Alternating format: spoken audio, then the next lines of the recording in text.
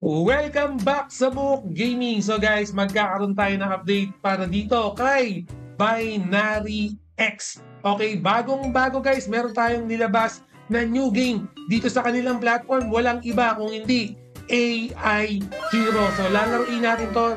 Susubukan natin yung open beta test niya. Check natin yung magiging potential ng bagong play-to-earn na to. At siguro newbie ka pa lang, bago ka pa lang dito sa Book Gaming channel, dito nga pala nag-upload tayo ng mga bagay-bagay na pwede natin pagkakitaan. Cryptocurrency, play to earn, or any investment platform na merong advantage para sa mga new and old users. So hindi na natin papatagalin to. By the way guys, no, dito sa YouTube channel ko, meron ako mga previous content para kay Binary X. Naglabas din kami ng free NFT sa CyberChess, pero this time ang pag-uusapan nga natin is yung AI Hero. Okay, AI Hero yung pag-uusapan natin. Pero with this, okay, baka mamaya ma-overwhelm ka kasi napakalaki ng platform ni Binary X.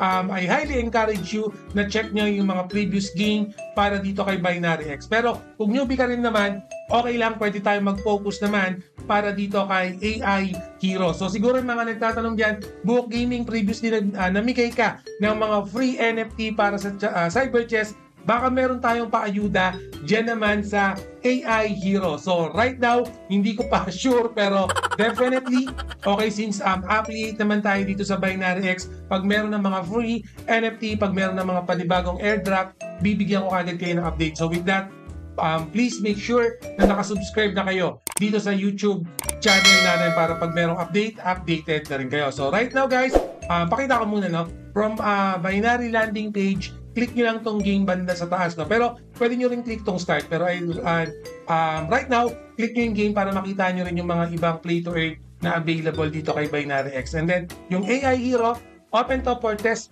version lang. Click nyo lang tong browser. By the way, pwede nyo gamitin yung mobile device nyo for this one, alright?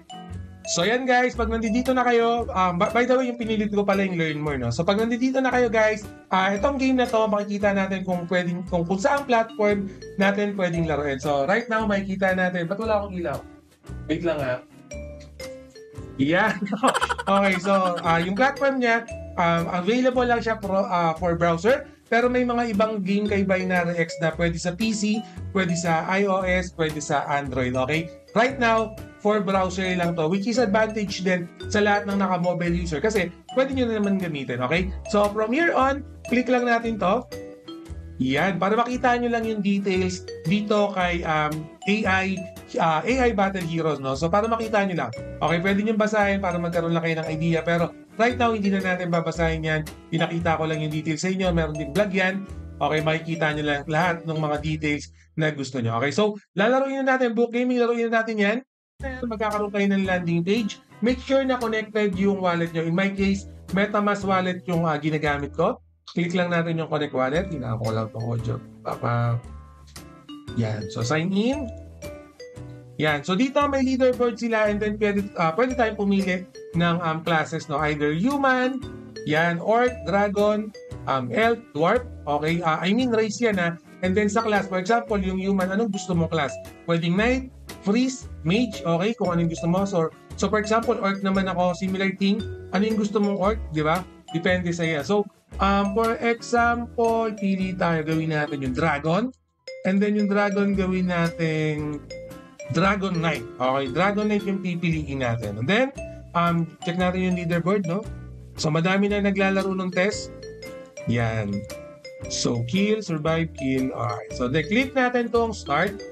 Right now, guys, napag-alaman ko na yung controller, pwede nyo gamitin kung Windows yung ginagamit nyo. Supported yung controller nito. Ginagamit kong controller kasi dito sa machine ko, is yung Xbox Series na controller, alright? So, ito yung mismong platform niya, okay? By the way, dito sa bandang taas, okay, yung upper left, meron tayong nakikitang minimap. Kung nakikita nyo, merong umiilaw dyan. Ayan yung pwesto natin sa mismong landing game natin.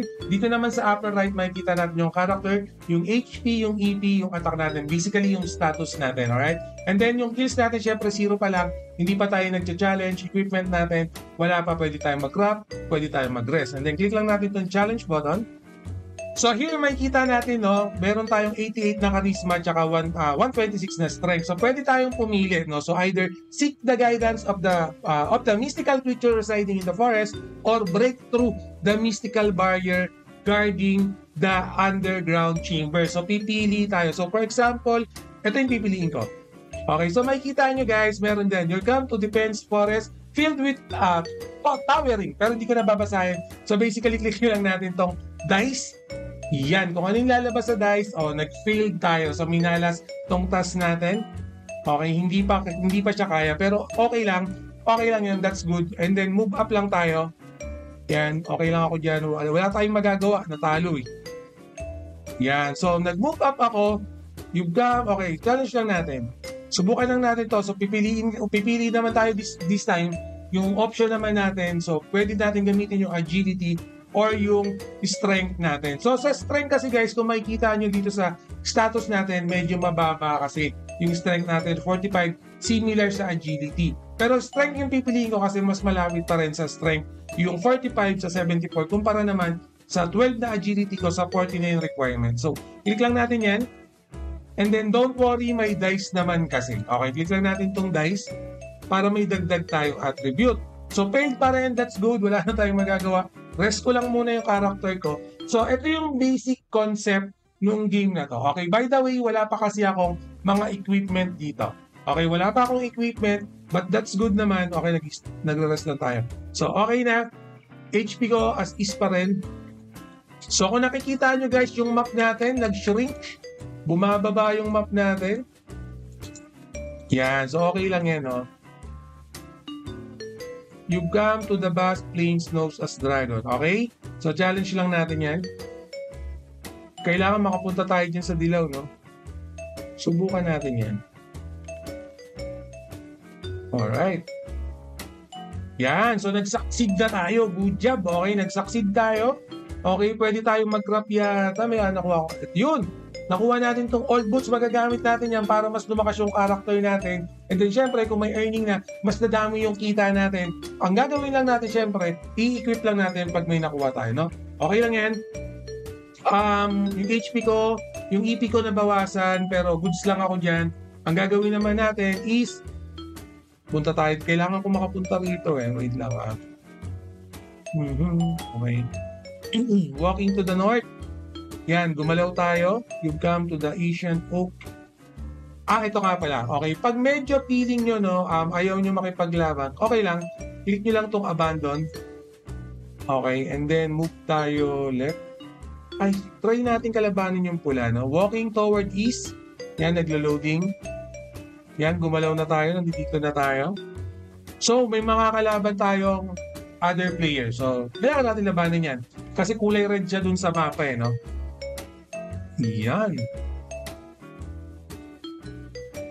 Naku, mukhang matatalo tayo. Malaki-laki na yung buhay niya.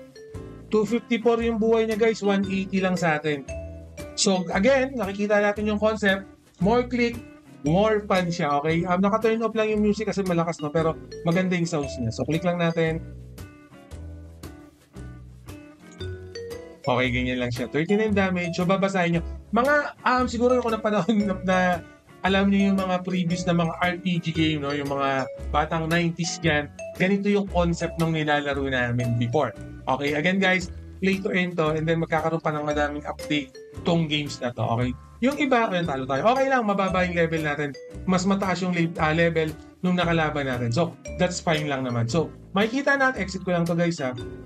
Okay lang ako sa warrior, then click lang natin siya. Isa pa, para makita lang natin. So, nakita nyo kanina guys, yung map natin nag-shrink, paliit yung map natin. Best thing talaga dyan, bago ka makipaglaban, kailangan mo ng mga equipment. No? Similar, no? Yung mga nilalaro natin mga ganyan survival game, yung mga ROS, yung mga PUBG, okay, yung mga Fortnite, idadrop tayo sa map na wala tayong mga equipment, wala tayong gamit, okay, and then kailangan natin maghanap. So, nandito tayo sa baba, may katabi tayo. Challenge muna natin to. Yan. Pero kailangan akong umalis dyan. Ayokong katabihan. Baka, yan, good job, good job. Pero nilabanan niya kagad tayo. Kasi katabi natin eh.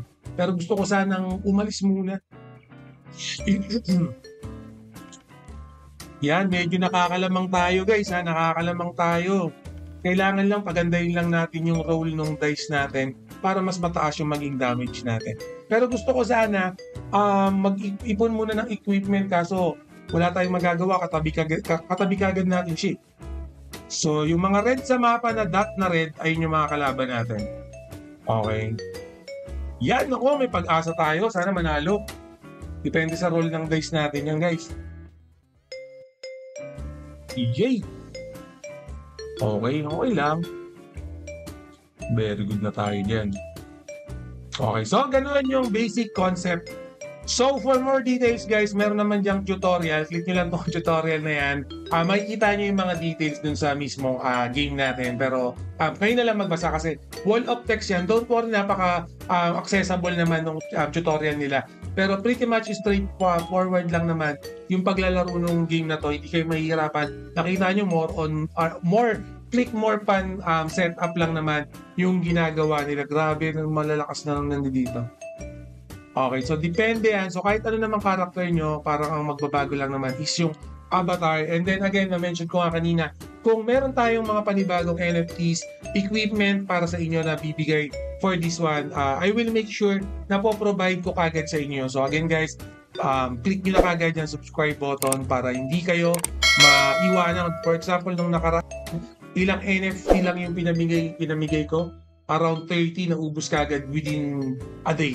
Within a day naubos kagad yung mga free NFT dun sa cyber chest na ginamit natin dito kay Binary X. So again, ito yung pinaka-latest natin ha. So sa mga newbie, wala pang play to earn, okay, naghahanap kayo ng mga play to earn, AI Hero, open test. Right now, pwede nyo nang laruin. Subukan nyo muna, testing nyo muna. I-feel nyo kung itong mga ganitong klaseng genre ng play to earn ba yung gusto nyo. Pretty much kasi pag ganitong genre yung nilaro nyo, hindi siya mabigat sa mga system requirement, kahit mga lumang cellphone, kahit mabagal yung internet connection, definitely malalaro nyo tong AI Hero. Definitely, kahit nasaan kayo, pwede nyo malaro tong AI Hero. Okay? Again, siguro ang ganito nyo na lang muna. If may panibago tayong update or free NFT again para kay Binary X, po-provide ko kagad sa inyo yan. Alright? And then syempre, always remember, Hook Gaming, love yun. See you again in my next video. Salamat! Mwah!